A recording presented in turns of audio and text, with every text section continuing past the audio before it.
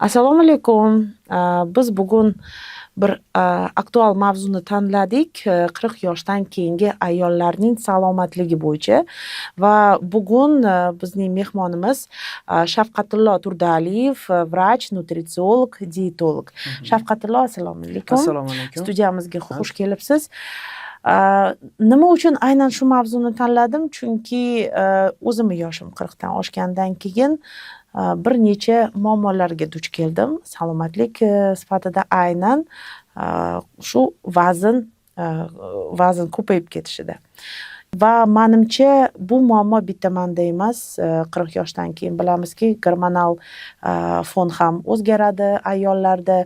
U ham bir muammo sifatida ko'riladi. Shunga 40 yoshdan keyingi ayollarda siz vrach sifatida qanaqa muammolarni siz bilasiz, ko'rasiz, shu vaznda ko'payishiga olib keladigan?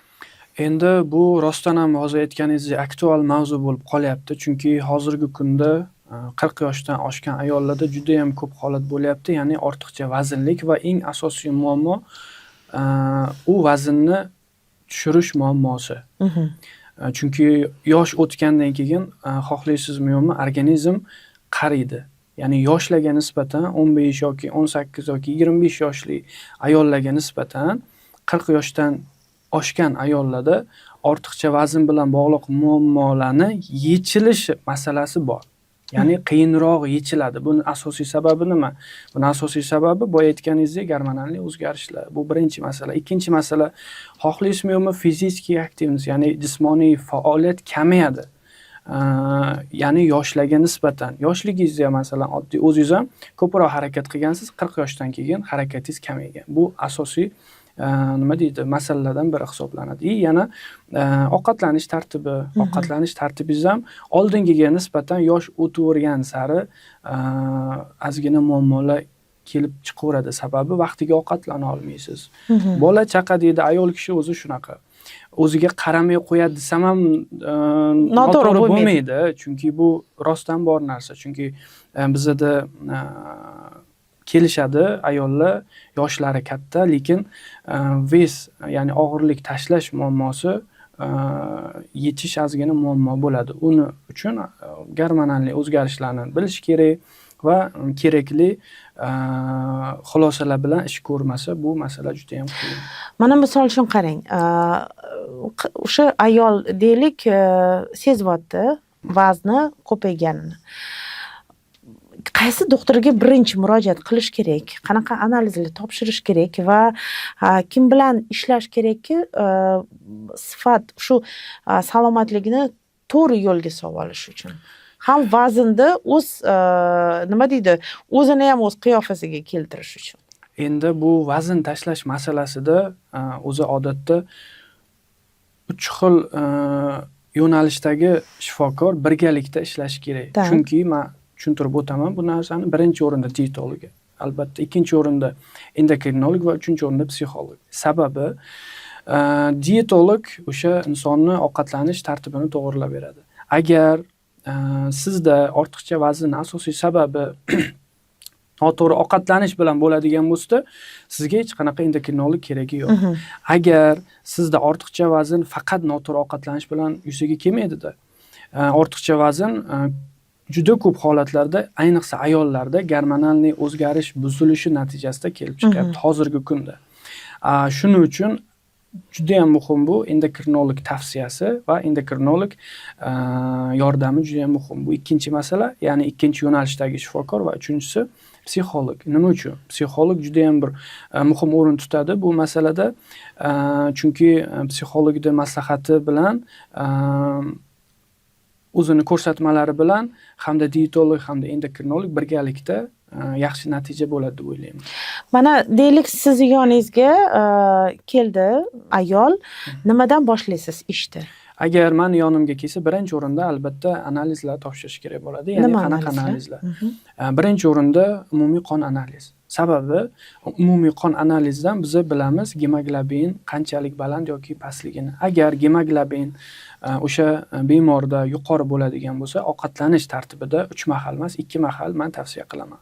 Bu birinchi o'rinda umumiy qon analizi. Ikkinchisi, glyukoza, ya'ni hozirgi kunda juda ham ko'p holatlarda shirinlik yoki guruchli ovqatlar yoki uglevodlar ko'proq iste'mol qilish natijasida ortiqcha vazn bo'ladi va xohlaysizmi yo'qmi ortiqcha vazn bo'lgan ayolda glyukozasi ham normaga nisbatan baland bo'ladi.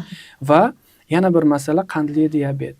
Qandli diabet shunaqa kasallikki, qandli diabeti bor bemorlarda juda ham ko'pchiligida ortiqcha vazn bo'ladi. O'shaning uchun glyukoza tekshiriladi, insulin tekshiriladi va qalqonsimon bez gormonlar. Qalqonsimon bez shunaqa organizm uchun shunaqa bir muhim bezlardan biriki, u aynan mana shu ozish, ya'ni vazn ortishi, vazn kamayib ketishi, nafaqat vazn ortish, hozirgi kunda vazn kamayish holati ham juda ham ko'p, ya'ni juda ham ozg'in. Shu holatda ham bizga kelishadi. Va shunaqa holatda biz aytamiz, ya'ni qalqonsimon bez gormonlariga topshirish kerakligini. Tiroksin, TTG, T3, T4 kabi gormonlarga topshiriladi va kortizol yana ko'rilishi kerak bo'lgan gormonlardan biri hisoblanadi. Chunki kortizol agar sizda normada bo'lmaydigan bo'lsa, uyqungiz ham buziladi va ortiqcha vazn olib kelishiga asosiy sabablardan biri hisoblanadi. Mana o'zimni agar nima deydi, o'zimni premyerimda gapiradigan bo'lsam, misol uchun juda kech yotaman. Rostdan ham shu narsa. O'sha siz aytganingizdek, to'g'ri ovqatlanish tarzi ham buzilgan. Chunki ishda bo'lamiz, kechgacha borganingizdan keyin kechqurun ovqat yeysiz va siz aytganingizdek,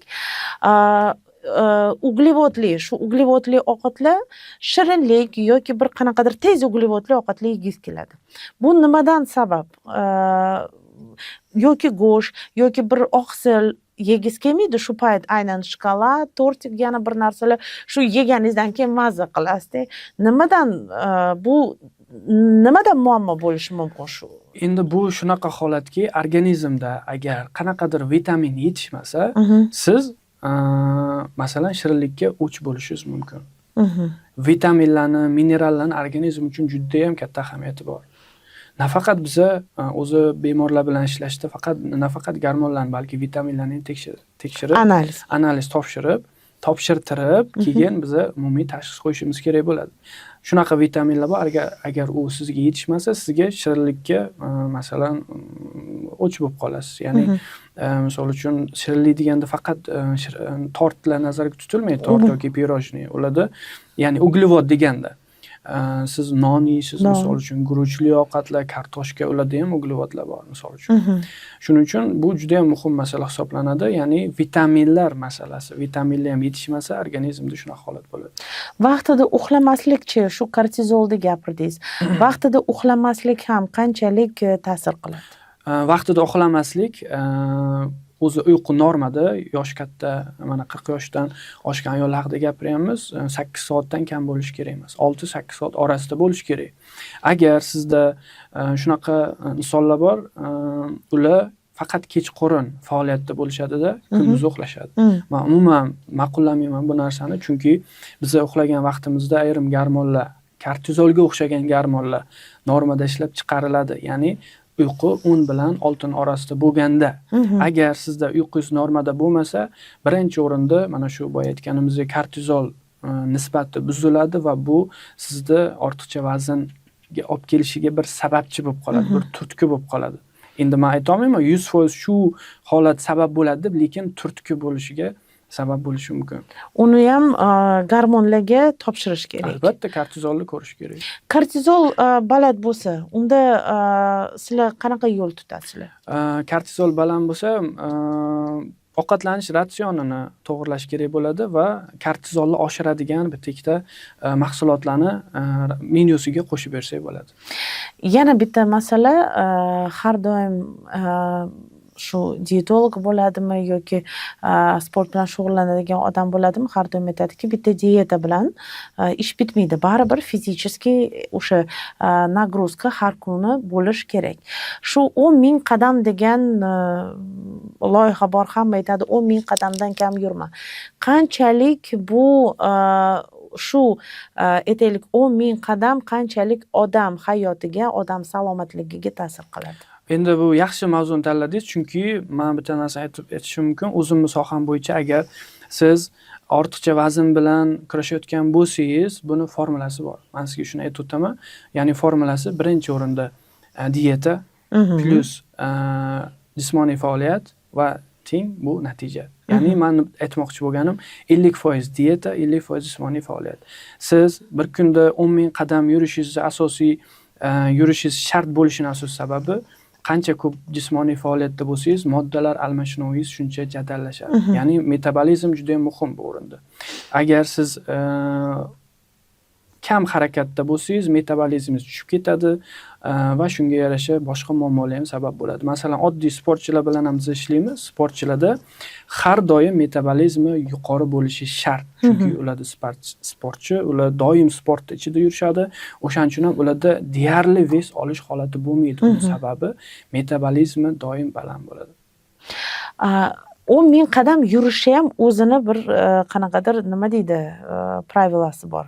To есть, misol uchun kuni bilan faqat ishda stressda har doim yurganingizda 10,000 qadam u boshqa narsa, lekin salomatlik uchun 10,000 qadam u boshqa narsa.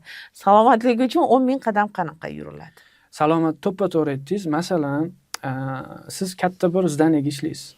U zdaniyaning ichida masalan 5 ta etaji bor. Tepadan ish masalasida chiqib tushib yurasiz. Bu hisobga o'tmaydi.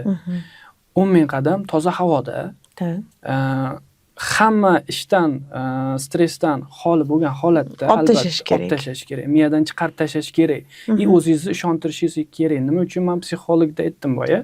Sababi psixolog shu narsalarni tushuntirish kerak sizga. Qachonki siz o'zingiz uchun vaqt topib, o'zingizni yaxshi ko'rib, toza havoga men ozishim kerak, menga shu ortiqcha ves deb 10,000 qadam yursangiz, hisob-kitob qilib, o'shanda bu formula ish beradi. Agar o'zingiz boya aytdingiz, ish masalasida bir asabiy stress holatda 20,000 qadam yursangiz ham foydasi bo'lmaydi. Foydasi bo'lmaydi.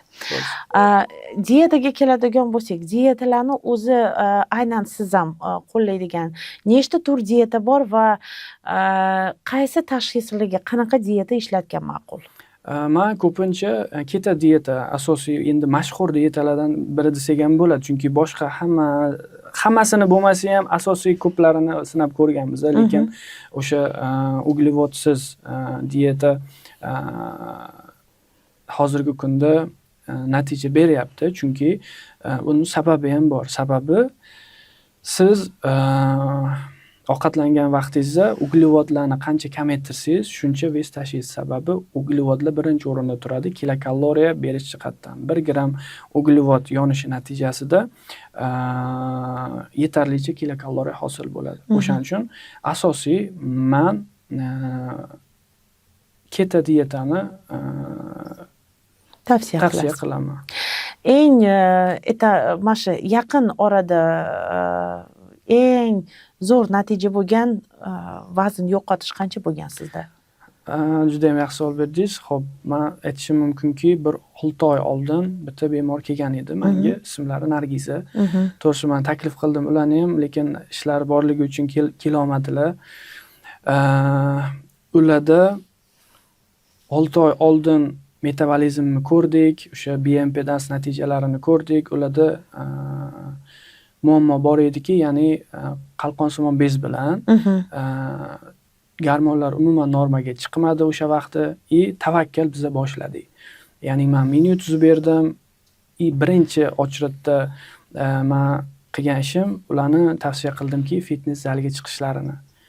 U ham tavakkal bo'ldi. Chunki men o'zimga ishonmadim, chunki gormonlar joyida emas.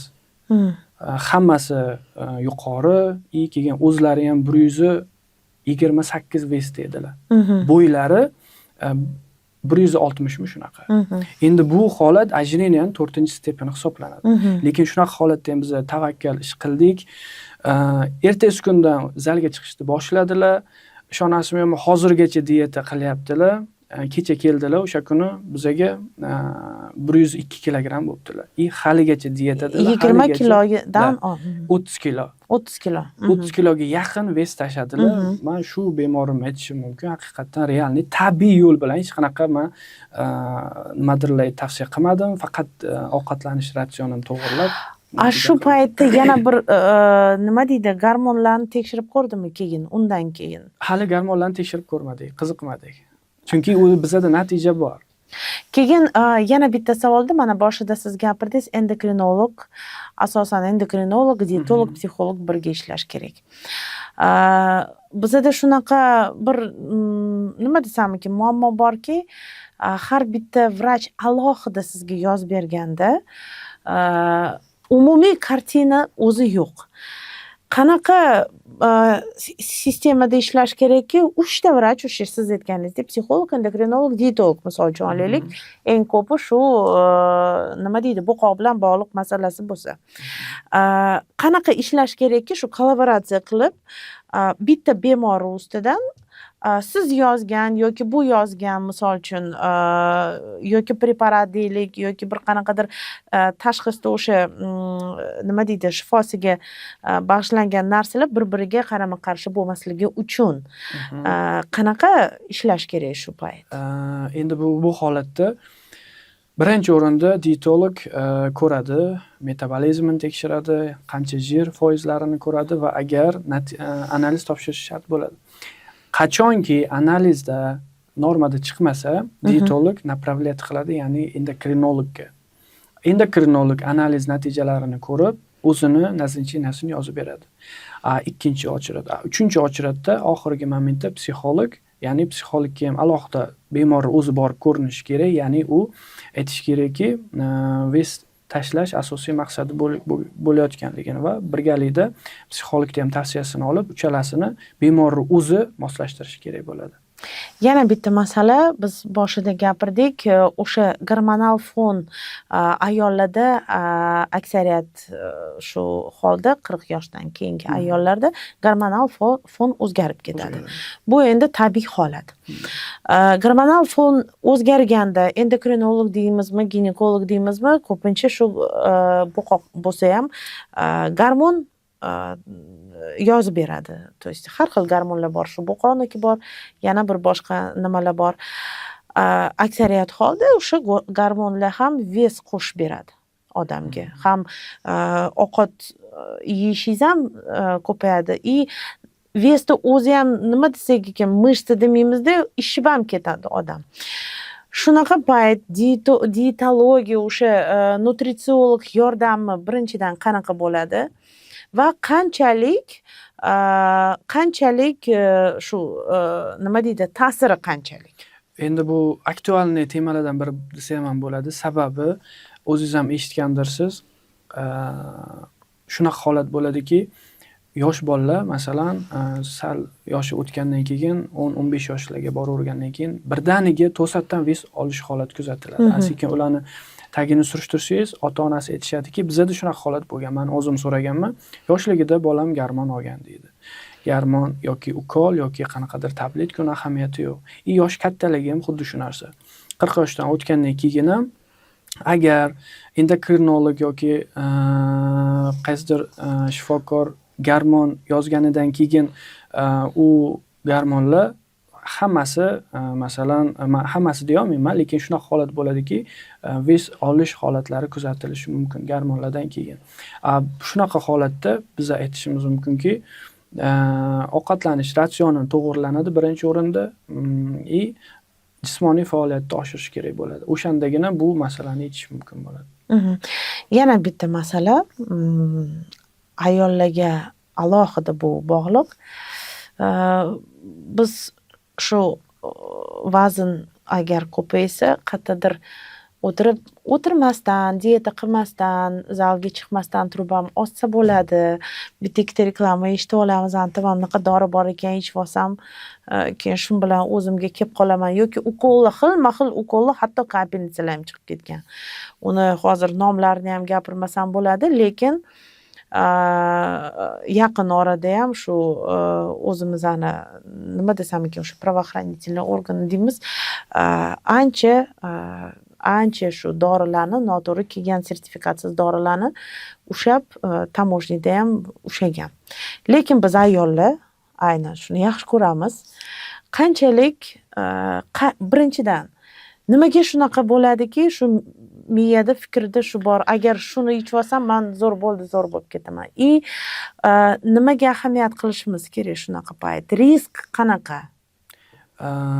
Birinchi ochratda men bir narsa orqali tushuntirmoqchiman. Agar masalan oddiy siz tishingiz og'ridi. Tishingiz og'risa, Kupen yoki Trimol ichsangiz tishingiz og'rib qoladi, to'g'rimi? Endi bu nima uchun men bu misolni aytyapman? Ozish bu umumiy organizmni hisobidan bo'ladi. Siz qanaqadir tabletka yoki nimadir ichib yoki ukollardan olib ozaman deyishingiz umuman noto'g'ri. Ikkinchi masala, juda katta ehtimol bilan agar hozir ukoli chiqib ketgan, juda ham ko'p holatlarda biz guvohi ham bo'ldik.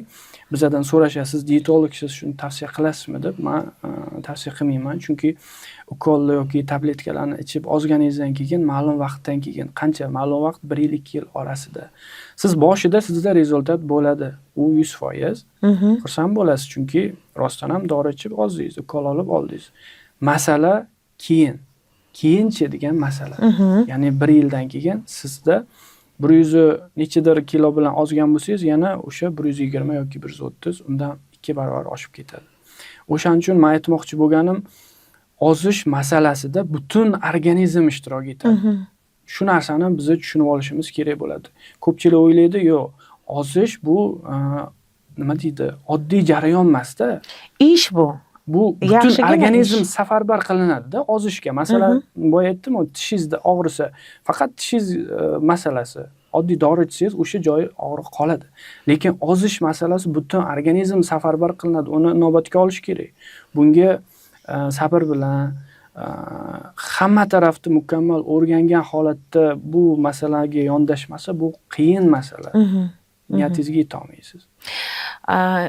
Yana bugungi kunda trend bo'layotgan narsa bu o'sha bariatrik xirurgiya deymiz.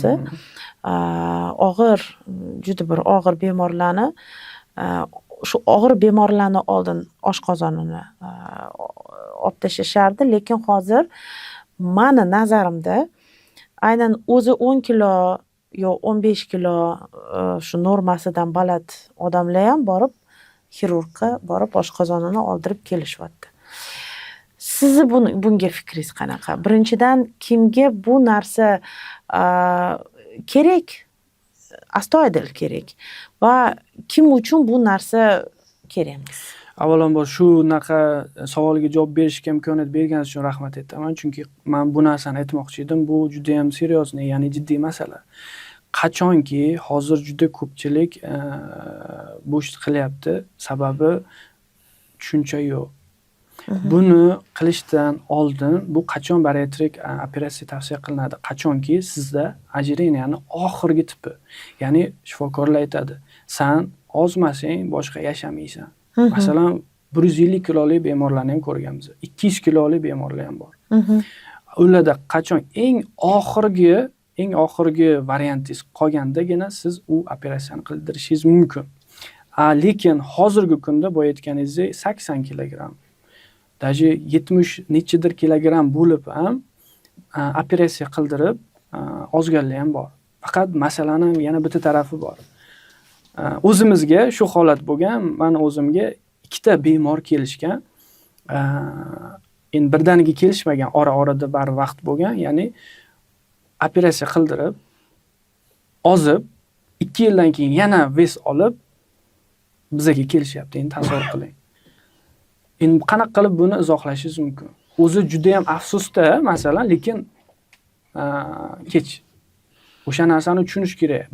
Operatsiya eng oxirgi, sen o'zi ozmasang yashamaysan degan holatga qilinadigan usul hisoblanadi. Buni riski o'sha siz aytganingizdek, o'sha bemorlar qildirib kelib ozib yana vesiga qaytganda. Buni riski nimada? Meditsinskiy o'sha vrach nuqtai nazaridan tushuntirganingizda oshqozon nima qilinadi va undan keyin qanaqa buni bir nima deydi, последствиялari bor. O'zi Alloh taolo bekorga har bir organni bir hikmati bilan yaratganda, agar biz shukr qilmasdan agar shu ishni qilsak, men juda ham xafa bo'laman shu narsadan, chunki bu umuman noto'g'ri narsa. Endi qarang, operatsiya qildirganingizdan keyin oshqozon o'zi mana shunaqa organ bo'ladigan bo'lsa, uni ma'lum bir qismi kesiladi, to'g'rimi? Да. Kichiraygandan keyin sizda yana bitta risk, ya'ni xavf oshadiki, yoshingiz o'tgandan keyin o'zingiz xohlagancha ovqatlana olmaysiz. Sababi oshqozonning hajmi kichiraygan. Yana bitta moment bo'lishi mumkinki, nima deydi?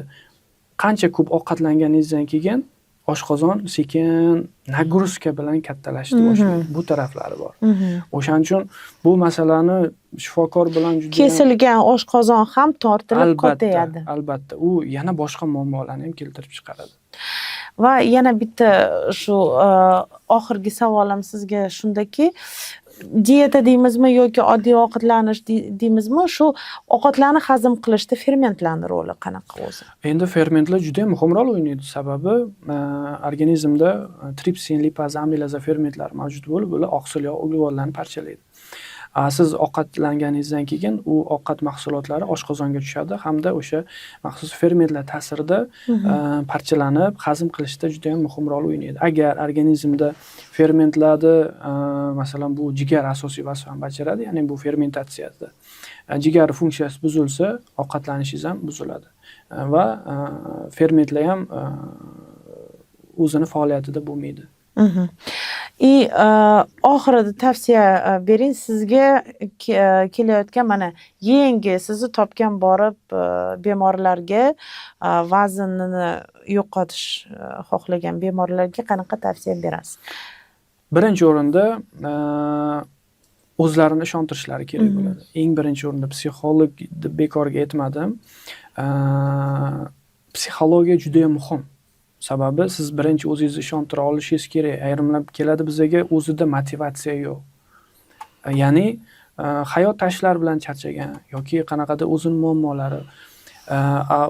Lekin o'zingizda katta ishonch bo'lib, men shu ishni qilaman, men vazn tashlayman deb o'zingizga ishonchingiz katta bo'lsa, birinchi ochratda shu deb o'ylayman. Ikkinchi ochratda ovqatlanish ratsionlarini to'g'irlashni tavsiya qilaman. Birinchi o'rinda non, masalan, shirinliklar, shakar, ovqatlanish ratsioningizdan non, shirinlik, shakar, uglevodli mahsulotlarni shundoq ham chiqarsangiz, plus fizik aktivnost qo'shsangiz, sizda bir oyda kamida 2-3 kilogramm vazn tashlaysiz. Agar gormonal o'zgarishlaringiz hammasi joyida bo'lsa.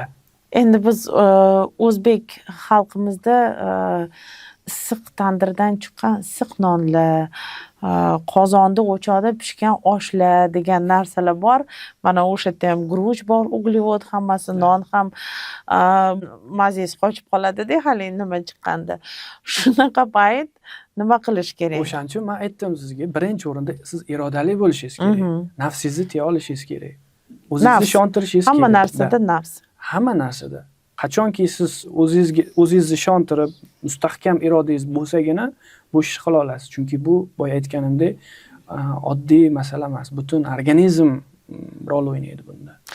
Va shu o'zi jarayonda, ozish jarayonida dieta bo'ladi bir qaysidir vaqt, qaysidir miqdorda. Undan keyin oddiy hayotga qaytish mumkinmi?